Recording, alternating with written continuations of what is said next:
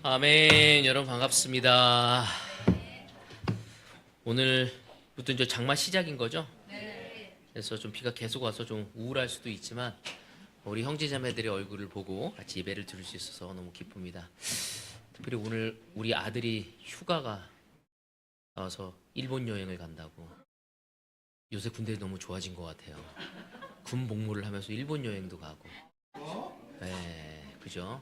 대대장까지 허락을 다 받았다고 해서 어떻게 가게 됐냐 했더니 자기 고참들이 다 가서 자기도 한번 제대하기 전에 한번 가보고 싶어서 신청을 했다고 합니다. 그래서 우리 대한민국 참 많이 좋아지고 있는 것 같아요. 아멘. 오늘 그리고 특별히 우리 마음을 열어서 우리에게 성찬 메시지를 우리 전해준 우리 김상찬 형제에게도 우리 감사의 박수. 아멘. 감사합니다. 그리고 오늘 또 우리 어머님들이 이렇게 함께 하셔서 너무 기쁩니다. 우리 또 어머님과 그 자녀들이 옆에 주변에 딱 앉아 있으니까 얼굴이 비슷비슷해 해서 너무 좋은 것 같아요. 그래서 우리 교회가 이렇게 장년분들이 있다는 것은 참 너무 큰 특권이고 또 하나님이 너무 기뻐하시지 않을까 생각합니다. 오늘 제가 여러분과 나누고 싶은 말씀은요, 삶과 죽음의 문제라는 주제를 갖고 여러분과 이야기를 나누고 싶습니다. 제가 이 말씀을 준비하게 됐던 것 중에 하나는 제가 우리 인태화 형제랑 김경화 자매하고 함께 교제하다가 걷다가다가 대구에 예전에 있었던 우리 지역이에 대한 이야기를 나눴어요. 여러분 지역이 아시죠? 아시는 분들은 있을 거예요. 우리 초창기 멤버였는데 이 친구가 혈우병이 있었어요. 그래서 오토바이 사고로 인해서 그 피가 멈추지 않아서 젊은 나이에 사실은 하늘나라에 먼저 가게 되었죠. 또 그 이야기를 나누다가 우리 이용원 형제라고 여러분 또 아실 거예요. 이용원 형제가 대장암으로 또 하늘나라에 간 이야기도 먼저 이야기를 나눴습니다. 참 그들을 생각할 때 이 교회가 하나님의 교회로 올바로 갈 수 있도록 참으로 많은 수고와 애를 쓰고 함께 우리와 믿음의 우정을 나눴던 친구들이었습니다. 아마 지금 그들은 하늘나라에서 지금 이 예배를 바라보면서 우리가 가지고 있는 그 참 소망이 얼마나 큰지를 아마 더 이야기를 나누고 싶지 않을까라는 생각이 듭니다. 어쩌면 그들에게 성찬의 시간을 맡긴다면 그들은 그 성찬의 시간을 진짜 너무 값지게 얼마나 위대한, 정말 이렇게 그리스도의 십자가가 위대한 것인지에 대한 참 복음을 우리에게 전해주리라고 생각되어집니다. 그 이야기를 생각하면서 맞아, 우리는 언제 어떻게 죽음을 맞이할 수 있겠구나라는 생각을 하게 되었습니다. 어느새 시간이 가면서 이제 중년의 나이가 들면서 이제는 지금까지 살아온 시간보다는 앞으로 살 시간이 적다는 것을 생각하게 되어집니다. 어떤 사람들은 죽음에 대해서 생각하기 싫어합니다. 하지만 성경은 끊임없이 우리가 죽음에 대해서 생각해야 함을 이야기합니다. 삶과 죽음의 문제, 이것은 한 가지라는 거죠. 삶과 죽음은 떼어놓을 수 없는 것인 겁니다. 그래서 우리 모두 오늘 이 시간 성경에서 이야기하는 삶과 죽음을 생각해 보면서 이 예수님이 이 땅에 오셔서 우리에게 이 종말론적 삶, 바로 우리가 이 인생을 바르게 살아가기 위해서 죽음이라는 것을 생각하지 않는다면 참 지혜와 우리의 인생을 올바로 바라볼 수 없다는 것입니다. 오늘 이 예배의 시간을 통해서 우리가 죽음에 대해서 다시 한번 올바른 인지할 수 있는 시간과 또 죽음에 대해서 진지하게 바라보고 우리의 인생을 다시 한번 설계해 볼 수 있는 그런 자리가 되어지기를 바라고 싶습니다. 성경은 끊임없이 그 이야기를 합니다. 여러분 전도서를 보면은 솔로몬이라는 아주 놀라운 왕이었고 지혜를 가졌고 가진 것이 많은 사람이 글을 썼습니다. 그가 전도서에 뭐라고 얘기하고 있냐면 젊은이들이여 마음껏 즐기십시오라고 얘기합니다. 마음껏 즐기라고. 그래서 정말 우리가 이 젊은 시간 동안 우리에게 주어진 시간 동안 모든 것을 누리고 즐겨야겠구나. 근데 마지막에 뭐라고 써 있냐면 그러나 하나님의 심판이 있음을 기억하라고. 모든 것을 즐기지만 우리의 삶에 책임을 갖고 우리의 삶에 마지막이 있다는 것을 바로 지혜의 글을 쓴 그 솔로몬, 지혜가 아주 많았던 그는 우리에게 그것을 기억해야 한다는 이야기를 합니다. 또한 요한계시록에 보면 사대 교회에게 이런 이야기를 합니다. 살아있다는 이름은 있으나 실상은 죽었다. 오늘 이 시간 우리가 한번 생각해 보겠습니다. 우리가 살아있지만 죽은 삶을 살고 있지는 않습니까? 살아있다는 이름은 있지만 실제로 우리의 삶은 살아서 기쁘고 감사하고 나누기보단 늘 초조하고 두려워하고 보지 않으려고 하고 나의 이기심에 쌓여서 살아가고 있다면 어쩌면 그것은 실상 죽은 삶과 무엇이 다를 바가 있겠습니까? 성경은 끊임없이 우리가 우리의 죽음을 올바로 인지하고 우리의 삶이 풍성해지기를 원하고 있습니다. 그렇지만 세상은 죽음을 기억하길 원하지 않습니다. 오늘 시간 우리가 성경을 통해서 짧은 그 구절이지만 오늘 우리 어머님들이 오셔서 제가 많은 구절을 보지 않고 딱 한 세 구절, 네 구절을 통해서 여러분과 함께 나누고 싶습니다. 요게 전부 답니다, 오늘은. 자, 마가복음 5장 21절에서 24절입니다. 바로 여기에 보면은 바로 회당장인 야이로에 대한 이야기를 나누고 있습니다. 함께 보도록 하겠습니다. 예수께서 배를 타고 맞은편으로 다시 건너가시니 큰 무리가 예수께로 모여들었다. 이 말은 뭐냐면 예수님이 가는 곳마다 기적이 있었고 놀라운 메시지가 있었기 때문에 수많은 사람이 자신의 삶을 바꾸기 위해서 수많은 사람들이 예수님에게서 뭔가 주옥 같은 말씀을 통해 자기의 삶에 영향을 받기 위해서 수많은 사람들이 그에게 다가갔다고 얘기하고 있습니다. 예수께서 바닷가에 계시는데 회당장 가운데서 야이로가 하는 사람이 찾아와서 예수를 뵙고 그 발에 엎드려서 간곡히 청하였다. 내 어린 땅이 죽게 되었습니다. 오셔서 그 아이에게 손을 얹어 고쳐주시고 살려주십시오. 그래서 예수께서 그와 함께 가셨다. 큰 무리가 뒤따라오면서 예수를 밀어댔다. 얼마나 많은 사람이 있었는지를 이야기하고 있습니다. 이 본문에 보면 가버나움에 예수님이 가셨고 거기에 회당장인 야이로가 예수의 발 앞에 엎드려 간구하는 장면이 나옵니다. 뭐라고 하냐면 내 어린 땅이 죽어가고 있다고. 제가 이 장면을 보면서 어떤 장면이 떠올랐습니다. 제가 서울에서 목회하고 있었을 때 예배를 드렸는데 한 자매가 갑자기 배가 아프다고 복통으로 떼굴떼굴 구르는 거예요. 그래서 차를 태워서 급하게 빨리 우리가 바로 옆에가 아산병원이었기 때문에 큰 응급실에 우리가 데리고 갔습니다.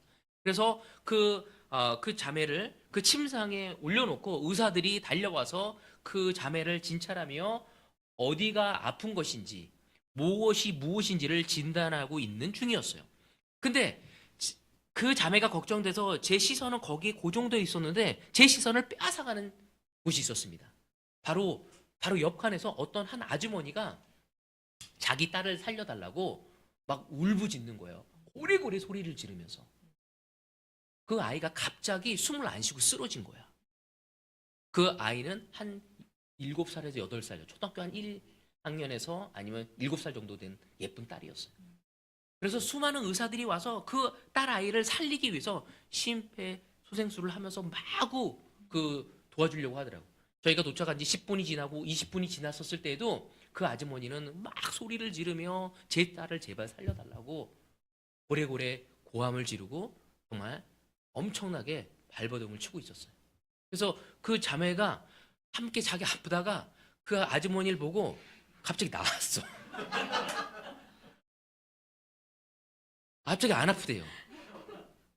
그쪽이 너무너무 간절했고 그리고 거기 있는 응급실에 있는 모든 사람이 거기를 다 어텐션 했습니다. 다 주목할 수밖에 없었어. 너무 간절했기 때문에. 어쩌면 이 야이로 회당장이가 바로 자기의 딸에게 그 사경을 헤매고 있는 그 딸을 도와달라고 그렇게 간절히 구하고 있었을 것이라고 저는 생각이 되어집니다. 여기 보면은 사실 회당장에는 유대교 회당장은 굉장히 높은 직급이었습니다. 그 유대인들의 교육과 집회와 그리고 예배를 주관하는 리더였어요. 근데 그들은 그 당시에 예수님을 이단이라고 생각하고 있었고 올바르게 받아들이지 않았습니다. 그가 했던 행동은 뭐냐면 가자마자 철퍼덕 예수에게 무릎을 꿇고 그리고 살려달라고 부탁하는 것이었죠. 여러분 그런 적 있습니까? 가자마자 정말 흐느끼며 그냥 무릎을 꿇고 도와달라고. 얼마나 간절한 마음이 있었는지 우리는 알 수 있습니다. 저는 이 구절을 통해서 제가 굉장히 큰 격려를 받았던 것 중에 하나는 바로 예수님께서 군중들과 함께 있었지만 어떤 개인의 급박한 호소에 귀를 기울이고 즉시 그를 따라 그의 집을 향해 가는 예수님을 볼 수 있었습니다. 예수님은 많은 사람의 수보다 한 사람의 그 위급한 상황에 관심을 갖고 계시다는 것을 우리는 발견할 수 있습니다. 다시 말해서 다수보다는 소수를 무시하는 예수님이 아니셨다는 거죠. 예수님은 한 사람의 생명이 천하보다 귀하다고 마태복음 16장에 보면 나오거든요. 또는 마태복음 18장에 보면은 아홉 마리의 양보다 잃어버린 한 양을 위해서 찾아 나서는 그 목자의 마음을 설명하셨던 것처럼 우리 예수님은 바로 한 사람을 살리기 위해서 그의 사역에 우선권을 두시는 모습을 알 수 있어요. 저는 이 구절이 저에게 굉장히 큰 경영가 됐던 거는 우린 때로는 하나님께 기도할 때 이런 생각 여러 번 하셨어요. 지구상에 수많은 사람이 예수님한테 기도할 텐데 정말 내 기도를 들어주실까? 예수님은 나의 기도에 응답하시고 귀를 기울이신다는 거죠. 나의 간절한 마음에 항상 마음을 열고 계시다는 것이 저에겐 굉장히 감동이었습니다.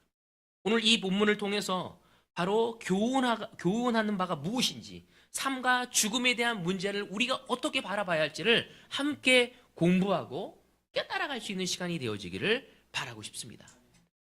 바로 이 마가복음 5장 22절 23절에 보면 바로 예수님을 보고 간절한 마음으로 살려달라고 이야기를 하고 있습니다. 그 회당장 야이로, 그는 지금 자신의 딸이 삶과 죽음의 갈림길에 있었던 것입니다. 현재 죽어가고 있었기 때문에 그는 간절한 마음으로 예수에게 갈 수밖에 없었습니다. 그래서 이 야이로의 그 어린 딸이 죽어가고 있다는 이 사실을 통해 우리는 두 가지를 알 수 있다는 것입니다. 첫 번째 뭐냐면 인간은 누구나 이 세상에서 태어날 때부터 운명적으로 죽음을 전제로 한 태어남이 있다는 것이죠. 이 말은 다시 말해서 인간은 실제로 죽어가고 있는 생명이라는 것이죠.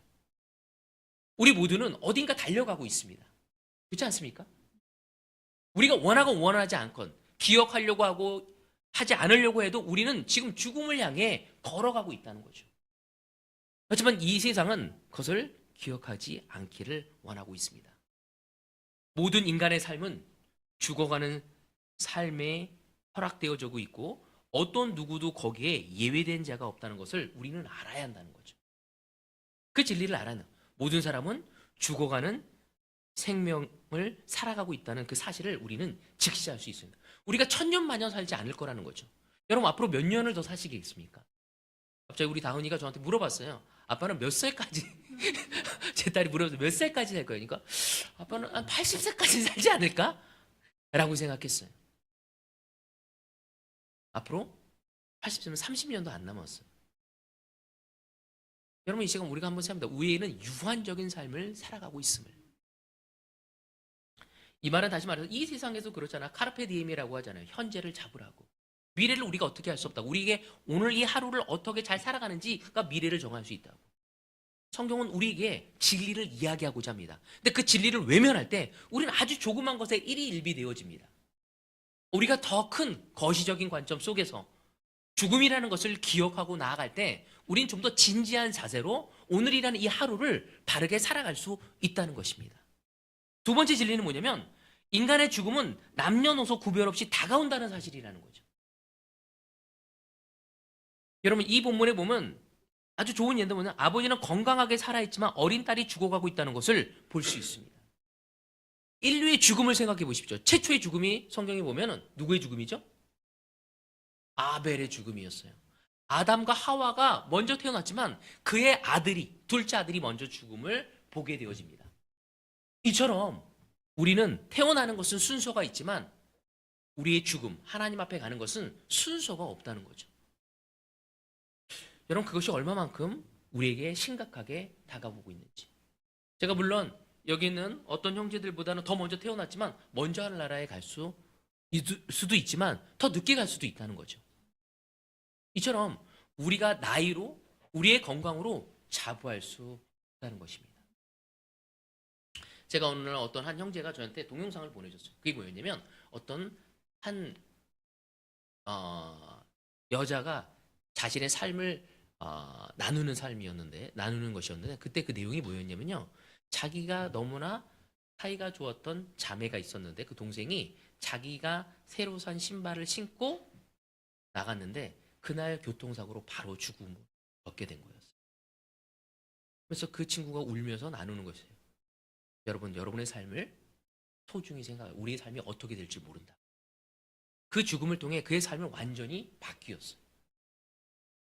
여러분, 이처럼 우리는 이 죽음의 성격을 제대로 이해할 수 없었을 때 우리는 우리의 인생을 올바로 살아갈 수 없고 낭비할 수밖에 없습니다. 죽음의 시간은 하나님의 섭리 안에서 감춰져 있는 하나님의 시간입니다. 우리가 원하건 원치 않건 그 죽음은 늘 우리에게 다가올 수밖에 없다는 것이죠. 우리가 외면하려고 해도 외면되지 않은 것이라는 것입니다. 인간은 아무도 이를 알 수 없고 거기에 어떤 영향력을 행사할 수 없다는 겁니다. 죽음에 대해선 얼마나 많은 사람들이 권력과 재력을 가지고 불로차를 찾으려다가 죽음을 맞이했습니까? 여러분, 영원히 살아가는 것은 없다는 거죠. 이 죽음을 맞이하는 것은 운명적으로 우리가 수용해야 할 밖에 없는 나약한 존재임을 우리는 인정해야 한다는 겁니다.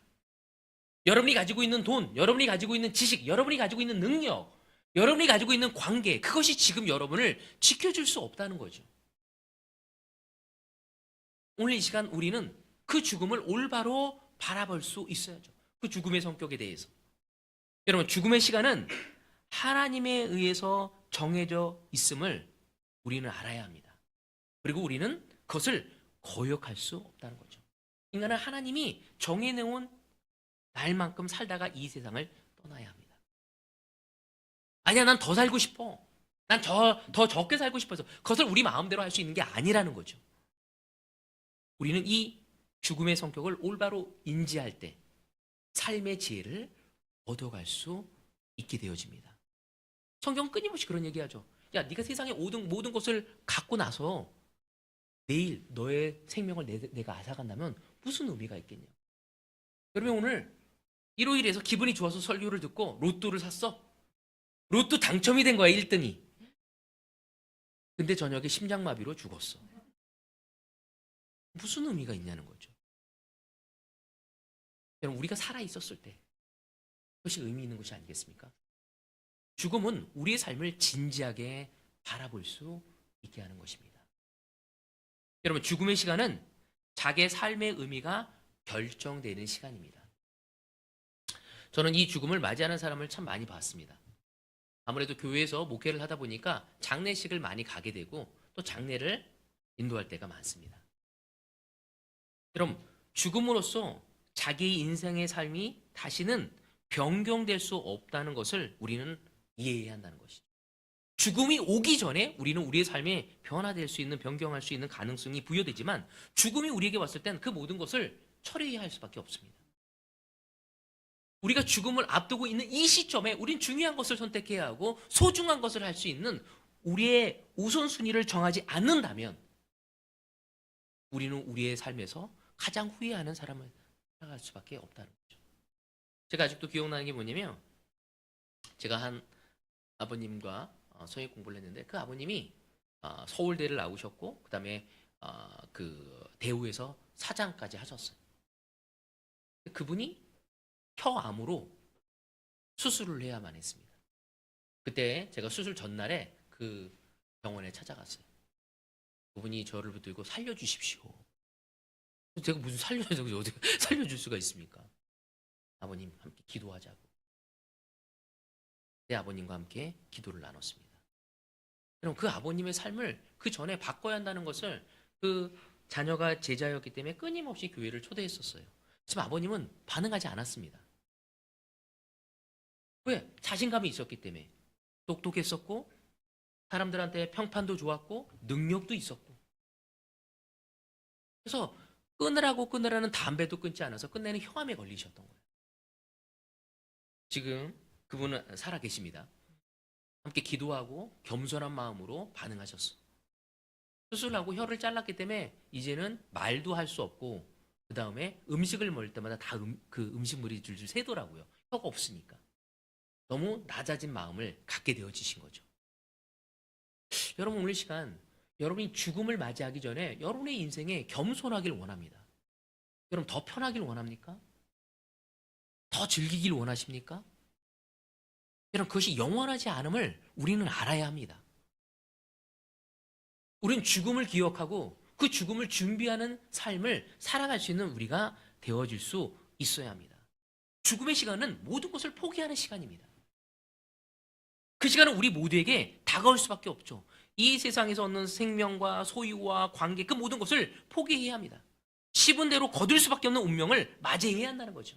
하나님 앞에 올바로 설 수밖에 없다는 것입니다. 근데 마치 영원히 사는 것처럼, 여러분, 여러분의 배우자가 여러분을 지켜줄 것 같습니까? 여러분이 그렇게 믿고 있는 여러분의 자식들이 여러분을 지켜줄 수 있을 것 같습니까? 그리고 어머님들한테 물어보세요. 자식 다 소용없어 라고 얘기하실 거예요. 여러분의 건강이 여러분을 지켜줄 수 있을 거라 생각합니까?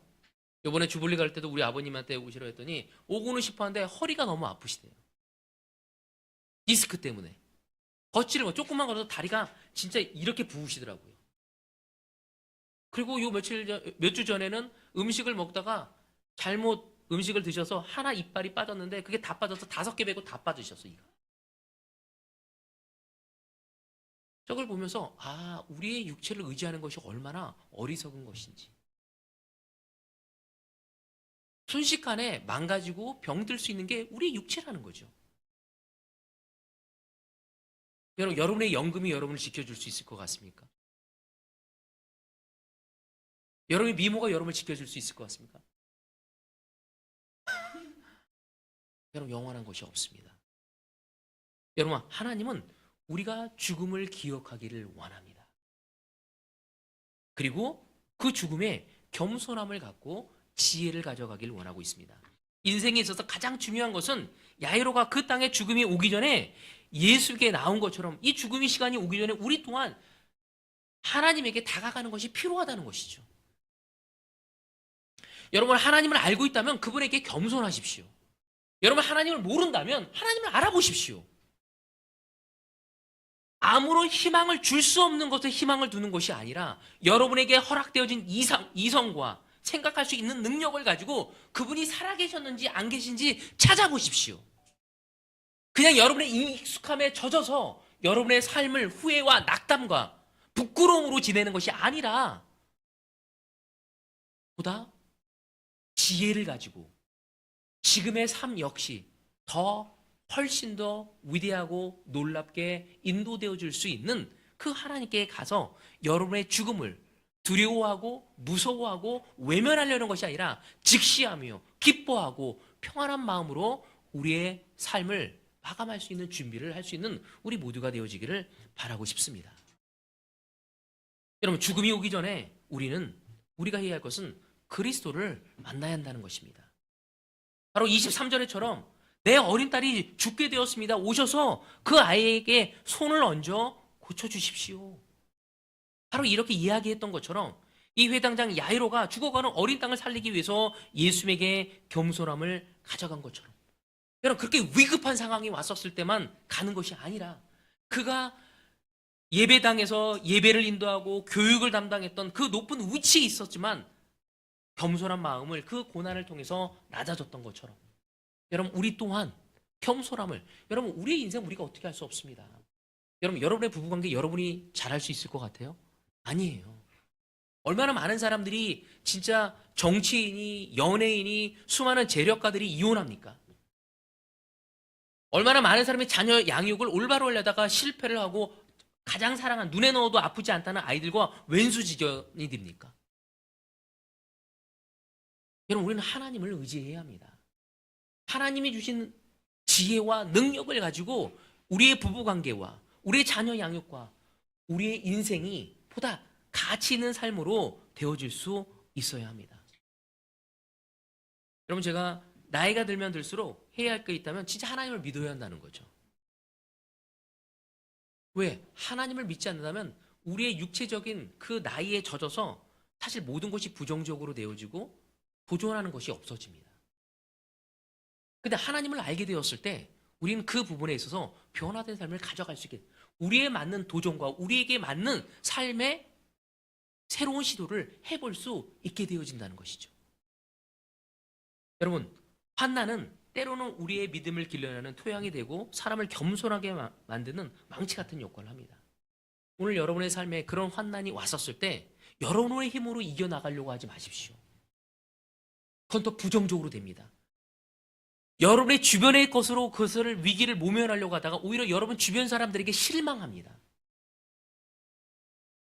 내 어려움을 내 주변 사람을 의지하려다가 오히려 그들과 관계가 나빠집니다. 그 위기와 어려움이 왔었을 때 바로 가장 현명한 것은 하나님에게 가서 하나님을 의지하고 구원의 손길을 맞이할 수 있는 우리가 될 수 있어야 합니다. 제가 한 아버님이 그 아버님도 서울대 나왔고 국어를 가르치시는 분이었어요. 굉장히 권위적이어서 자기 자식들도 다 좋은 대학교를 나왔습니다. 그렇지만 어머니를 비롯해서 그 자식들이 아버님한테 말대꾸를 못해서 왜? 말대꾸하면 어떻게 되냐? 바로 손이 올라갔어. 그 아버님이 마지막 돌아가시기 전에 성역 공부를 했습니다. 그리고 그 아버님은 성역 공부를 다 마치고 또 제일 먼저 한 게 뭐였냐면 자기 아내와 자식들에게 사과하는 것이었어. 뭐라고 얘기했냐면 나에게 가장 소중한 것은 당신이었고 너희들이었다. 그렇지만 내 방법으로 사랑한 것에 대해서 내 방법으로 관계를 가진 것에 대해서 미안하다. 여러분 오늘 시간 마지막 순간에 왔었을 때만 그 깨달음을 갖는다면 내가 가장 소중하지만 더 깊게 교제할 수 없어. 너무 안타깝지 않습니까?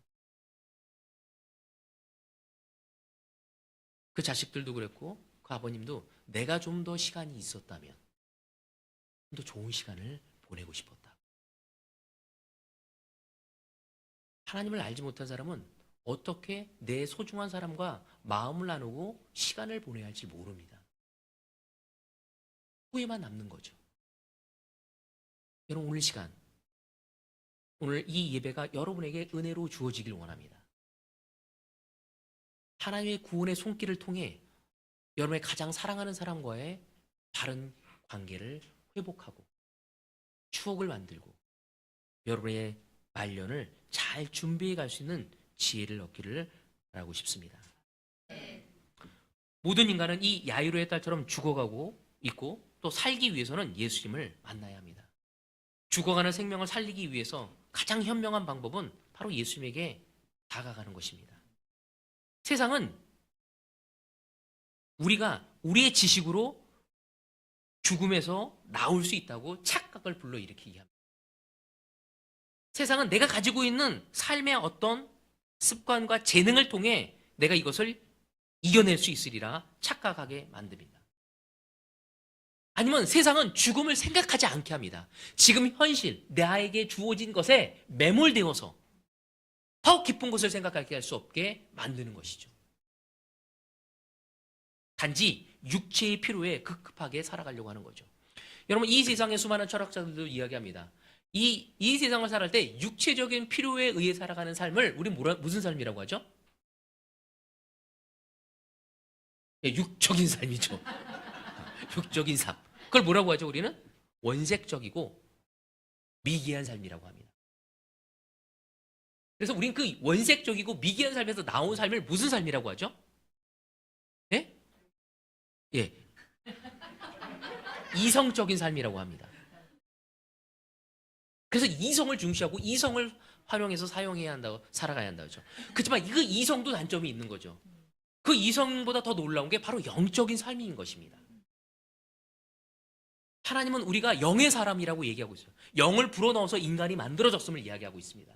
그리고 마지막 날에도 그 숨을 걷어가신다고 이야기하시죠. 여러분 우린 영적인 사람인데 육에 의해서 살아간다면 우리의 삶이 얼마만큼 답답한 삶이겠습니까? 원초적인 삶일 것이고 오늘 이 시간 하나님은 우리가 이성을 뛰어넘은 그 영의 삶을 살아가기를 원하고 있는 것입니다. 세상의 의술이, 세상의 재물이, 세상의 권력이 인간의 죽음을 건져낼 수 없음을 알기를 원합니다. 이 죽음은 단지 육체적인 죽음뿐만 아니라 우리 영의 죽음, 바로 사대교회 이야기했던 것처럼 이름은 마치 살아있지만 사실상 그들은 죽어 있는 삶이라고. 무엇이 옳은지 모르고 늘 초지하며 불안해하고 그냥 단지 내 삶에 안주하며 살아가는 삶. 내 앞에 문제가 없으면 그냥 오케이인 삶. 그건 어리석은 삶이라는 거죠. 우린 좀 더 들어서 생각하고 깊이 갈 수 있는 우리가 될 수 있어야 하는 것입니다. 23절에 보면은 바로 그 아버지가 야이로 회당장이가 그 예수님에게 얘기합니다. 그 아이에게 손을 얹어 고쳐주시고 살려주십시오. 그는 너무 놀랍게 이 내 딸이 예수님이 오시면 예수님에 와서 도와주시면 딸을 살릴 수 있다는 믿음이 있었습니다. 오늘 여러분 그런 믿음이 있습니까? 내가 예수님에게 갔었을 때 내가 변화될 수 있다는 것을. 내가 예수님에게 갔었을 때 내가 새로워질 수 있음을. 내가 예수님에게 갈 때 내가 평안을 느낄 수 있음을. 여러분 그렇다면 우리는 예수님에게 갈 겁니다. 오늘 이 예배는 예수님이 여러분을 설득하고자 하시는 거죠. 두렵고 무기력하고 슬픔고 불안한 우리들에게 다가와서 나에게 오라고, 내가 너에게 쉼을 주고 평안을 주고 내가 너에게 참 지혜를 주겠다고 이야기하고 있습니다. 더 이상 세상에서 마치 신기루를 찾듯 진짜로 물이 아닌 오아시스가 아닌데 비례 굴절에 의해서 생긴 그 신기루를 찾아가듯 아무것도 없는 곳이 마치 나의 삶을 바꿀 수 있는 거냐, 거기에 시간과 마음을 쏟아부어서 너희들의 삶을 낭비하지 말라고. 바로 이 야이로 회당장은 시간을 낭비할 시간이 없었어요. 자기 딸을 고치기 위해서 바로 예수님에게 바로 와서 그 딸의 구원을 이야기를 한 것이었습니다. 여러분 이것처럼 그리스도 안에 예비되어 있는 구원을 여러분 내 것으로 만들 수 있는 믿음을 가져가십시오. 그 구원은 믿음으로 주어놓은 것이고 내 노력이 되어지지 않아도 됩니다. 이 세상의 원리는 내 노력이 모든 것이 되지만 주님은 나에게 왔을 때 내가 그것을 너에게 선물로 주신다고 이야기하고 있습니다. 그 구원은 죽음보다 더 강한 우리에게 생명력을 주어주길 겁니다. 여러분 어떤 사람은 죽음이라는 것만으로도 우리의 삶을 깊게 진지하게 살아갈 수 있도록 합니다. 죽음에 대한 두려움이. 근데 우리는 예수의 구원이라는 삶의 동기를 얻었을 때 그보다 더 놀라운 삶을 살아갈 수 있게 되어지는 것입니다. 저는 제가 되게 좋아하는 그 리디아 어머님이 계시는, 우리 서울에서 돌아가셨는데 그 김진경 어머님이 마지막 그 처음에는 간암이셨습니다. 그래서 3년 동안 그 간암을 치료하시다가 폐암으로 전이가 되셔서 나중에 숨을 못 쉬셨는데 제가 결혼하고 나서 어머님이 돌아가시기 전에 바로 운명하시기 전 2시간 전에 제가 찾아가 뵀어요. 그리고 보고 인사드리고 병문안 가고 그리고 집에 왔을 때 바로 돌아가셨다고 전화가 와서 바로 제가 상복을 입고 가게 되었습니다. 그때 어머님이 늘 하시는 말씀이 뭐였냐면 리디 어머님이 이제 나는 하나님에게 간다. 너무 기쁜 마음이었어요. 여러분 오늘 시간 우리는 죽음을 어떻게 맞이하겠습니까? 그 어머님은 그 죽음이 기쁨으로 기꺼이 맞아들이고 이제는 하나님의 아버지에게 간다는 소망과 희망을 품고 계셨어요. 저는 그 죽음을 맞이하면서 나 또한 나의 죽음이 그렇게 되어지기를 소망합니다. 여러분 우리 교회에 우리 소영의 할머님, 문두영 할머님이 또 췌장암으로 돌아가셨습니다. 췌장암이었을 때 그 손주에 의해서 저와 함께 성역 공부를 하셨죠. 아직도 기억합니다. 그 췌장암 말기가 너무 고통스럽습니다. 끊임없는 그 몰핀을 맞아요. 마약. 근데 그래도 너무 아픕니다. 근데 너무 재밌는 건 제가 갔었을 때 하나도 안 아팠어. 한 번도. 그래서 소영이가 저한테 얘기하더라고요. 목사님만 오시면 할머님이 되게 좋아지셔서 성역 공부를 할 수 있다고. 제가 갔었을 때마다 너무 맑게 맞아주면서 목사님 제가 밥 한 끼 꼭 해드리고 싶다고. 그러면서 성역 공부를 하고 그 어머님의 죄에 대해서, 할머님의 죄에 대해서 이야기를 나눴고 저에게 너무나 큰 기쁨이었고 너무 큰 감동의 시간이었습니다. 그 어머님이 그 할머님이 세례를 받으시고 기쁨으로 그 안에 찬 것들이 너무 많았거든요. 그 상태에서 물에 담그시고 나오셔서 너무 기뻐하셨어요. 여러분 오늘 시간 우리는 우리의 죽음을 어떻게 맞이하고 있습니까? 처음에 시작했던 우리 용원 형제라든지 지역 형제는 아마 하늘나라에서 우리에게 용기를 내라고 이야기할 것입니다. 우리가 가지고 있는 그 복음의 능력이 얼마나 위대한지. 형제자매 여러분, 삶과 죽음의 문제를 주님께 가져갈 수 있는 여러분이 되어지길 원합니다. 인간에게 있어서는 죽음과 소멸은 두려운 것이지만 하나님에게 있어서는 단지 하나의 변화일 뿐입니다. 우리는 구분하고 있지만 그분에게는 구분이 되어지지 않은 하나인 것입니다. 언젠간 이 육체는 썩어 없어질 거고 우린 내려놔야 할 것입니다. 이 나그네의 삶을 마감하고 우리의 진짜 본향인 고향으로 가야 할 것입니다.